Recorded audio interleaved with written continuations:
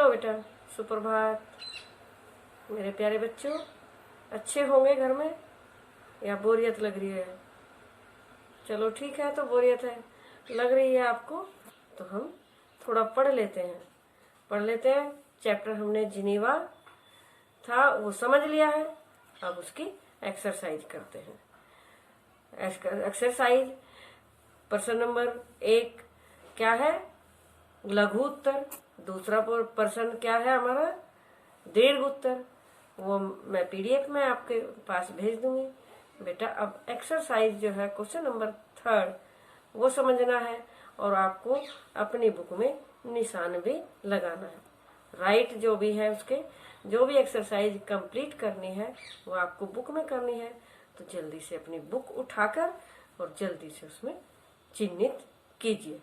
साथ साथ करेंगे तो समझ में आता रहेगा और बुक में से समझ में भी आता रहेगा, तो जल्दी से आप अपनी बुक उठा लीजिए। तो पहला प्रश्न क्या है इसका एक्सरसाइज का? ये है दिए गए प्रश्नों के उपयुक्त उत्तर पर सही का चिन्ह लगाइए। तो लेखक जिनेवा क्यों गया था? पहला क्वेश्चन है लेखक जिनेवा क्यों गया था? तो इसके ऑप्शन है मित्रों के साथ घूमने फिरने के लिए, संयुक्त राष्ट्र की ओर से निमंत्रण आने के कारण, या फिर कार्यालय की ओर से बैठक में हिस्सा लेने के लिए, और या परिवार के साथ छुट्टियां मनाने के लिए। तो आपने चैप्टर तो पढ़ा ही है, तो कौन सा ऑप्शन सही है इसका? कार्यालय की ओर से बैठक में हिस्सा लेने के लिए वो गए थे। तो ये इसका राइट ऑप्शन मैंने लिख दिया है, ये इसका राइट ऑप्शन है। कौन सा राइट ऑप्शन है? ये है हमारा तीसरा। ये तीसरा ऑप्शन इसका राइट है। अब जिनेवा की भाषा कौन सी है? जिनेवा की भाषा कौन सी है? जिनेवा की भाषा है हमारी जर्मन, तो जर्मन की है। फ्रेंच, इतावली और अंग्रेजी, तो कौन सी भाषा है? ये है इसका राइट ऑप्शन जो सेकंड है, तो ये है हमारा फ्रेंच। कौन सा है? फ्रेंच। ये इसका राइट ऑप्शन, ये इसका राइट विकल्प है। समझ आ गया? अब अगला है फ्रेंच भाषा की क्या खासियत है? क्या खासियत है यानी क्या विशेषता है? तो क्या विशेषता है कि जैसे लिखी जाती है वैसे ही बोली जाती है। जैसे लिखी जाती है, जैसे हमारी हिंदी है, जैसे लिखी जाती है वैसे ही बोली जाती है। या फिर इसकी फ्रेंच भाषा की विशेषता जैसे लिखी जाती है वैसे बोली बिल्कुल नहीं जाती, पूरे विश्व में बोली जाती है। क्या खासियत? ये खासियत नहीं अंग्रेजों की प्रमुख भाषा है, नहीं। तो कौन सा सही है? जैसे लिखी जाती है, इसका भी दूसरा ऑप्शन सही है। जैसे लिखी जाती है, निशान लगाते रहिए साथ साथ। जैसे लिखी जाती है वैसे बिल्कुल नहीं बोली जाती, वैसे बिल्कुल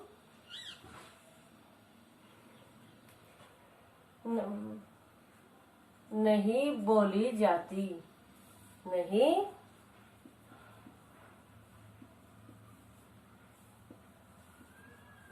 बोली जाती है। ये इसका राइट हो गया। ये इसका क्या हो गया? राइट हो गया। अब इससे अगला है भयंकर बीमारी एड्स के लिए कौन सी संस्था काम करती है? जो भयंकर बीमारी कौन सी है? एड्स, उसके लिए कौन सी संस्था काम करती है? तो कौन सी संस्था?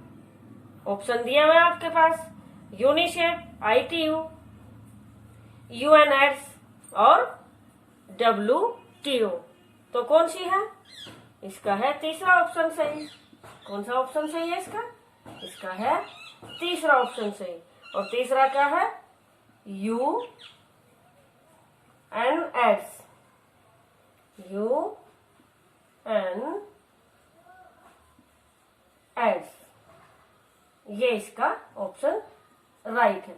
हो गया? ये भी क्लियर हो गया ना? अब इससे आगे वाला है संयुक्त राष्ट्र की बैठकें कहाँ होती हैं। संयुक्त राष्ट्र की बैठक कहाँ होती है? तो कहाँ होती है? जिनेवा, वियना, न्यूयॉर्क या भारत? तो कहाँ होती है? वो जिनेवा में होती है। ज्यादातर कहाँ होती है? जिनेवा में। इसका फर्स्ट ऑप्शन राइट है। कहाँ होती है? जिनेवा।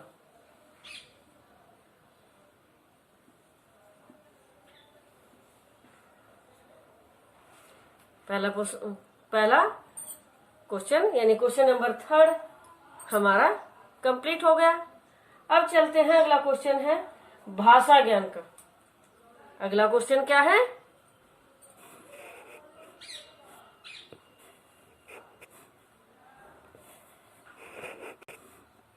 तो अगला क्वेश्चन संधि विच्छेद। तो संधि विच्छेद में पहला शब्द है मुख्यालय। मुख्यालय। तो संधि विच्छेद क्या होता है? मुख्य आलय। क्या होता है?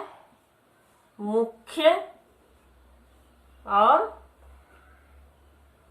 प्लस यानी दो शब्द अलग अलग क्या हुए? आल्य।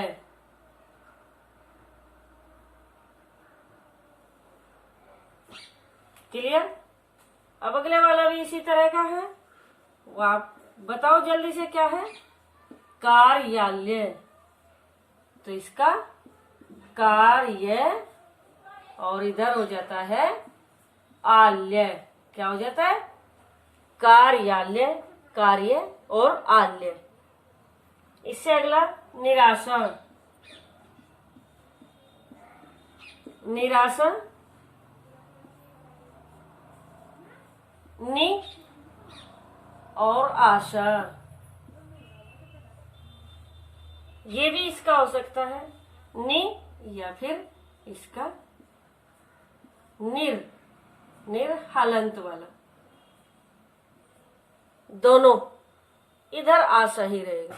निर प्लस आशा, ये इसका संधि विच्छेद है। संधि विच्छेद यानी जो संधि किए हुए शब्द होते हैं उनको अलग करना।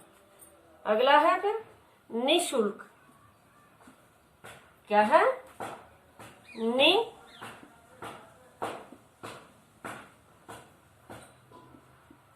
तो इसमें नहीं हो सकता इसका, तो यही रहेगा नि, विसर्ग जिसमें लगेंगे। और दूसरा इसका लास्ट का शब्द क्या होगा? शुल्क। निशुल्क। क्या होगा? निशुल्क। यद्यपि, यद्यपि नया अगला शब्द है हमारा यद्यपि। इसका संधि विच्छेद होगा यदि और अपि। यदि और अपि दोनों को मिलाकर हो गया यद्यपि। यानी इसकी ई की मात्रा हटा के और ये ए में ई और ए मिलाकर यह हो जाता है। और ये ए पर ए स्वर पर कोई मात्रा ए स्वर ही है तो वो यद्यपि यह ही हो जाता है। अगर ये यहाँ आ होता तो ये यद्यपि हो जाता है। क्लियर? इससे आगे प्रत्येक। अब ये भी इसी तरह की संधि है। ये भी प्रति और इधर हो गया एक। तो ई तय से मात्रा हट गई, तय से मात्रा हटा दी गई तो ई और ए यह हो जाता है। और ए की मात्रा यानी इसमें जो मात्रा लगी हुई है इस वाले वर्ण में, इस वाले स्वर में, तो वो हो गया यहाँ पर ते। क्लियर? अब अगला क्वेश्चन है हमारा कौन सा? नीचे दिए गए शब्दों को समास विग्रह कीजिए। क्या है? समास विग्रह कीजिए। तो अब समास विग्रह ये जल्दी से उतार लीजिए। समास विग्रह क्वेश्चन नंबर 2, भाषा ज्ञान का क्वेश्चन नंबर 2 क्या है? समास विग्रह कीजिए।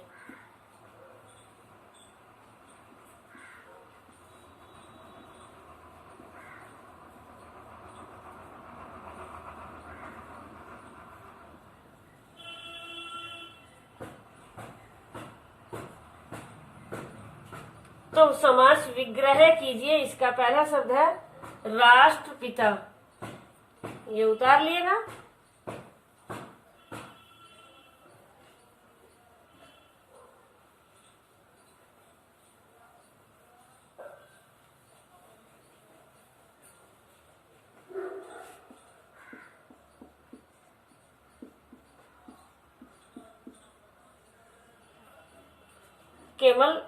केवल समास विग्रह पूछा है, तो समास विग्रह इसका क्या है?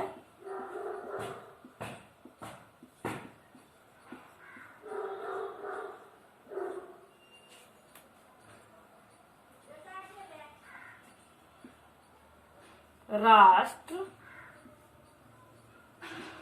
के पिता, ये इसका समास विग्रह हुआ। संधि में और समास में दोनों में अंतर है। इसमें उसमें तो वही वर्णों को जोड़ा जाता है, उनमें विकार उत्पन्न होता है, लेकिन इसमें और जोड़ भी दिए जाते हैं क्योंकि उसका अर्थ स्पष्ट करना होता है। तो राष्ट्रपिता यानी राष्ट्र के पिता।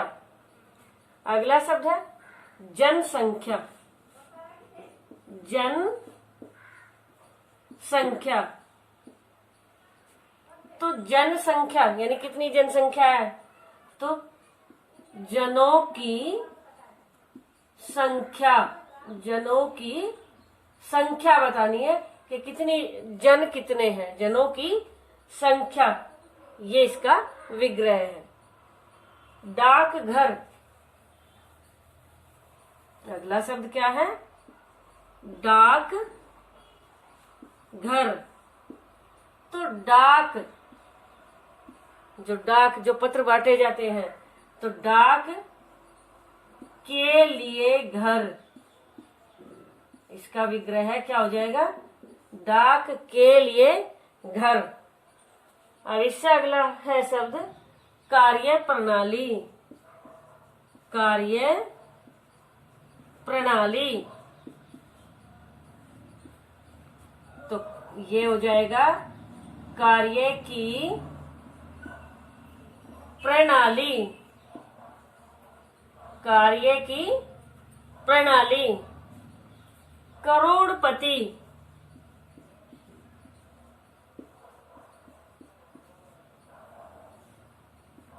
करोड़पति, तो करोड़ों का, इसका विग्रह थोड़ा चेंज है। करोड़ों का पति है, जो पति है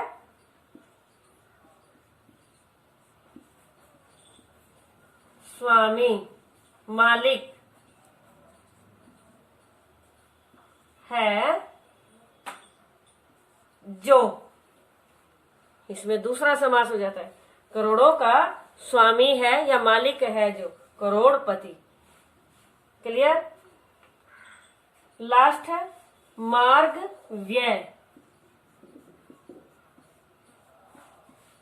मार्ग व्यय, मार्ग क्या होता है? रास्ता। मार्ग के व्यय क्या होता है? खर्च। तो ये हुआ मार्ग के लिए व्यय। क्या हुआ? मार्ग के लिए व्यय। क्लियर?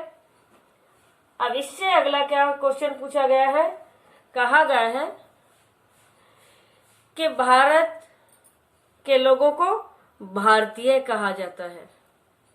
भारत के लोगों को भारतीय कहा जाता है। इसी तरह दूसरे देश के लोग हैं तो उनको क्या कहा जाता है? अब जैसे जापान के लोगों को जापानी, चीन के लोगों को क्या कहा जाता है? चीनी या फिर चाइनीज। तो ये आप ये भी जल्दी से लिखिए।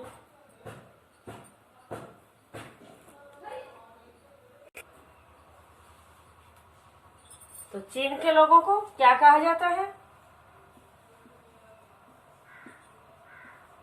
चीनी या फिर चाइनीज।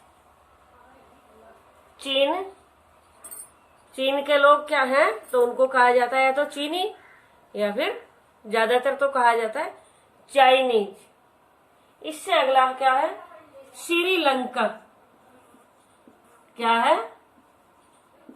श्रीलंका। श्रीलंका के लोगों को क्या कहते हैं? क्या कहते हैं?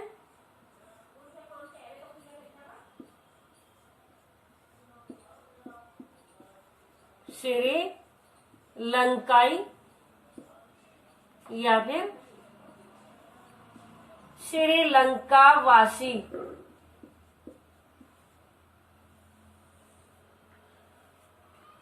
श्रीलंकाई या फिर श्रीलंका वासी। पाकिस्तान,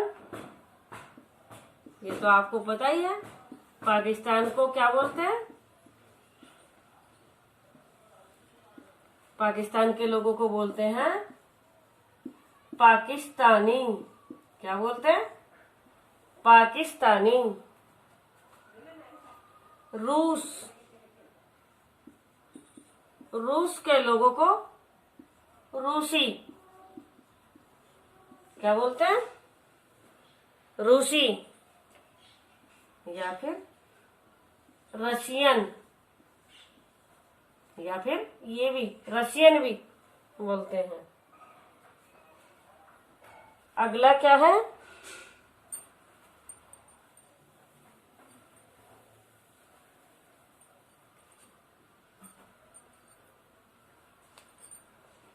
जापान। जापान के लोगों को जापानी। अमेरिका के लोगों को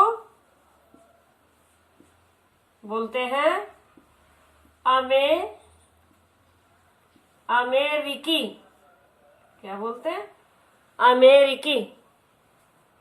नेपाल, नेपाल के लोगों को बोलते हैं नेपाली। क्या बोलते हैं? नेपाली। ऑस्ट्रेलिया, ऑस्ट्रेलिया के लोगों को क्या बोलेंगे? जिस तरह ये श्रीलंका, इसी तरह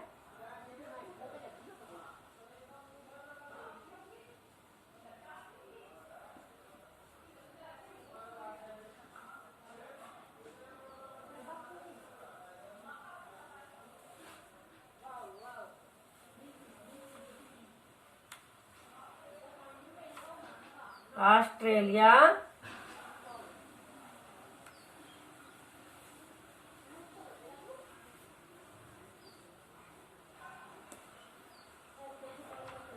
ऑस्ट्रेलियाई या फिर ऑस्ट्रेलिया वासी।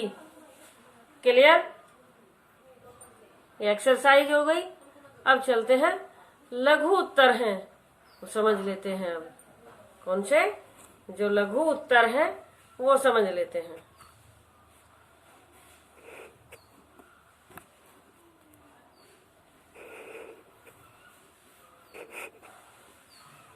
तो जिनेवा के प्रमुख भाग कौन से हैं?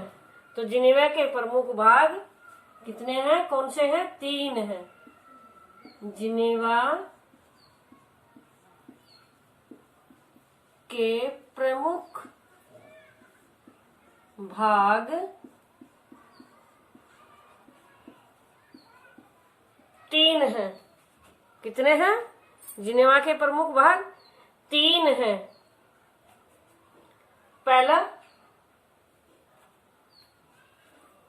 पहला भाग कौन सा है? जहां बैंक आदि होते हैं। पहला भाग है जहां बैंक आदि हैं। दूसरा भाग है जहां संयुक्त राष्ट्र का जमावड़ा है। जहां संयुक्त राष्ट्र के सारे जमावड़े यानी जमावड़ा है, जहां बैठकें आदि होती हैं। और तीसरा भाग है जो जिनेवा की प्रसिद्ध झील है। जिनेवा की क्या है? प्रसिद्ध झील है। तो 3 भाग ये हैं। लिखिए जल्दी से।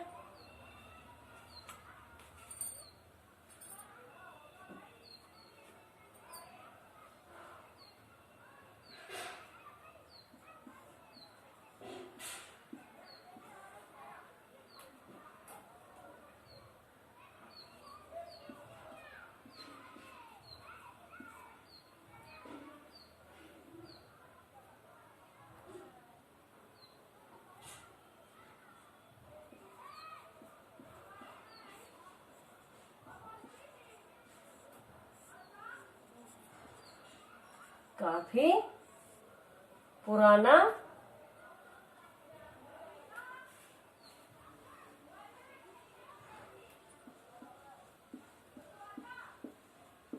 जिसमें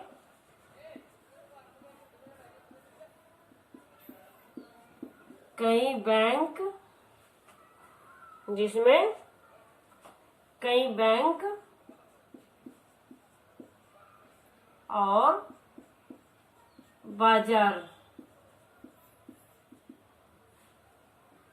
बाजार हैं। दूसरा भाग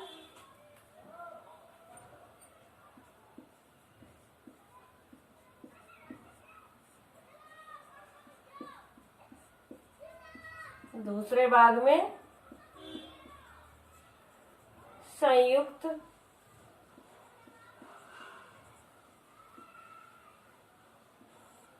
राष्ट्र का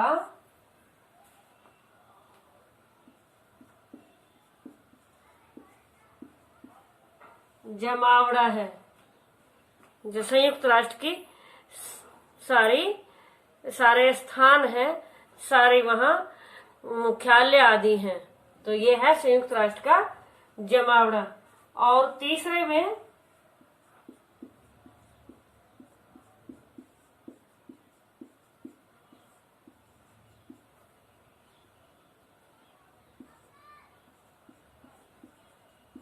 तीसरे भाग में क्या है?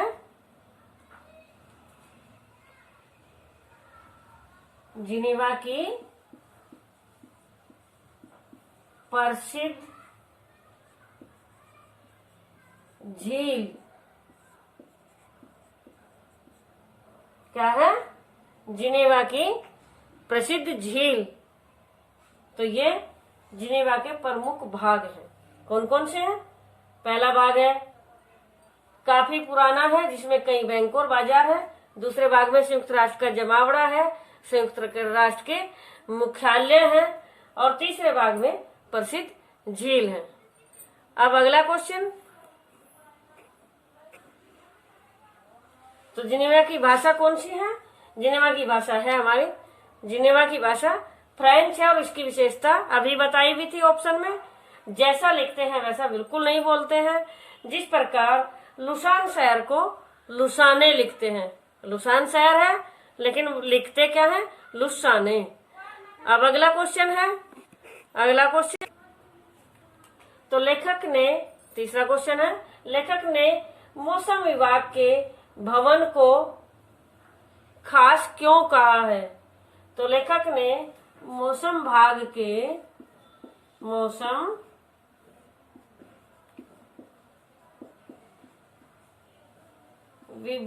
के भवन को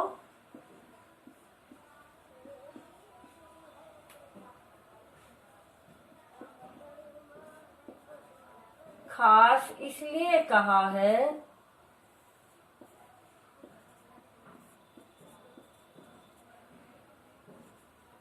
क्योंकि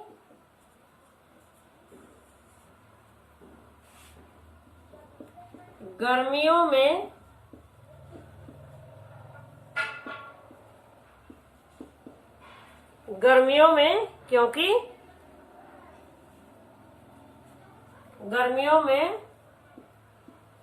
ठंडा और सर्दियों में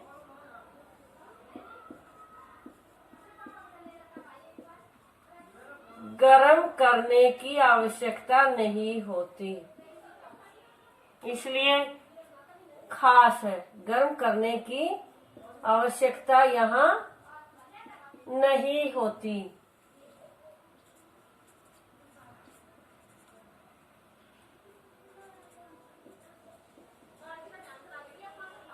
क्या कहा? गर्मियों में ठंडा और सर्दियों में गर्म करने की आवश्यकता उस विभाग के कमरे में, भवन में नहीं होती है। अगला क्वेश्चन, लास्ट क्वेश्चन, जिनेवा की जनसंख्या पर प्रकाश डालिए। जिनेवा की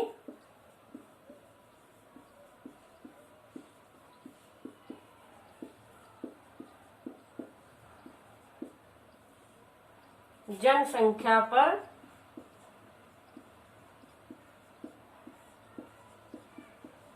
प्रकाश डालिए।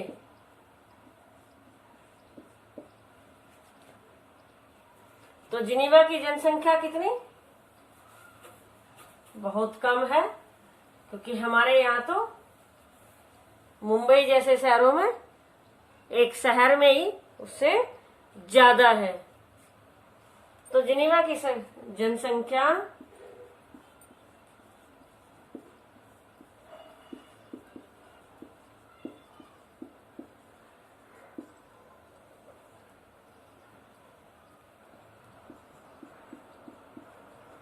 लगभग 2.25 लाख है। लगभग कितनी है? 2.25 लाख है। दिल्ली या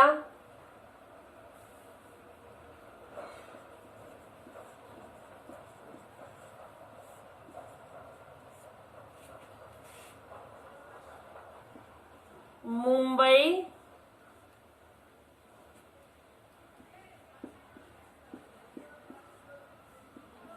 शहरों के मुकाबले तो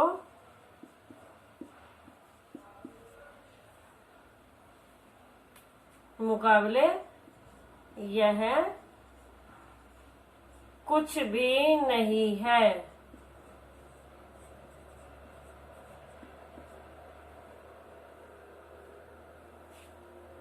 जिनेवा की जनसंख्या कितनी? 2.25 लाख है। दिल्ली और मुंबई जैसे शहरों के मुकाबले तो ये कुछ भी नहीं है, क्योंकि वहां तो करोड़ों से भी पार जनसंख्या है। पर्यटक रहे अलग से, जबकि यहाँ पर्यटक भी कितने ही चले जाए। पर्यटक कौन होते हैं? बताया था मैंने, पर्यटक होते हैं जो घूमने आने वाले विदेशी होते हैं।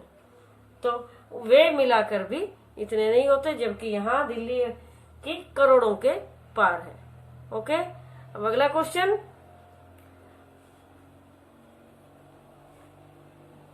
अब कौन से क्वेश्चन बचे? दीर्घ बचे हैं। तो दीर्घ पीडीएफ में हो जाएंगे। ये सारे क्लियर हो गए? ओके बेटा, धन्यवाद।